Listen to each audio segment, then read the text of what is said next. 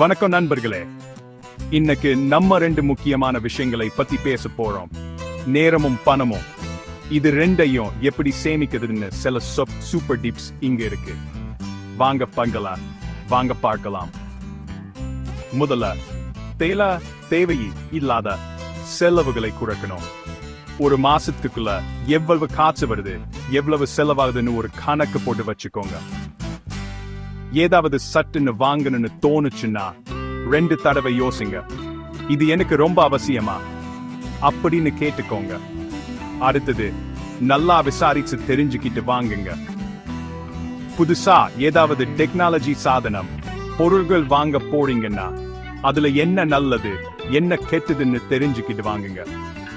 தெரிஞ்சு யோசிச்சு வாங்கினா பணமும் மிச்சம், வருத்தமும் மிச்சம். சரி, இப்போ நேரத்தை எப்படி சரியா பயன்படுத்துதுன்னு பார்க்கலாம். என்னென்ன வேலை செய்யணும்னு ஒரு லிஸ்ட் போட்டு முக்கியமானதை முதல்ல செய்யுங்க. தினமும் வாரத்துல என்ன செய்யணும்னு ஒரு திட்டம் போட்டு வச்சுக்கோங்க. ஒரே நேரத்துல நிறைய வேலையை செய்யாதீங்க.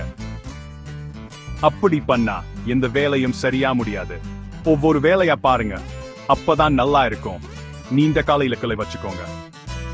பெரிய வேலையா இருந்தா சின்னதா பிடிச்சு செய்யுங்க. அப்பதான் சோம்பேறித்தனம் வரா, வேலையை சீக்கிரம் முடிக்க முடியும்.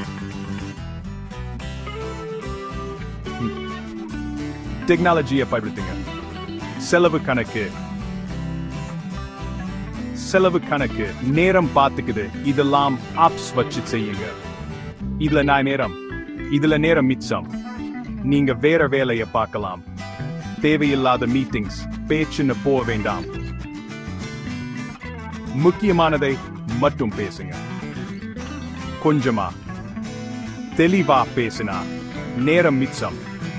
சுருக்கமா சொல்லுனா நேரமும் பணமும் ரொம்ப முக்கியம். முக்கியமா திட்டமிட்டு முக்கியமானதை முதல்ல செஞ்சா நல்லா முன்னேறலாம். தேவையில்லாத செலவுகளையும் கவனச்சிதறல்களையும் தவிர்த்து இன்னையில இருந்தே சேமிக்க ஆரம்பிங்க.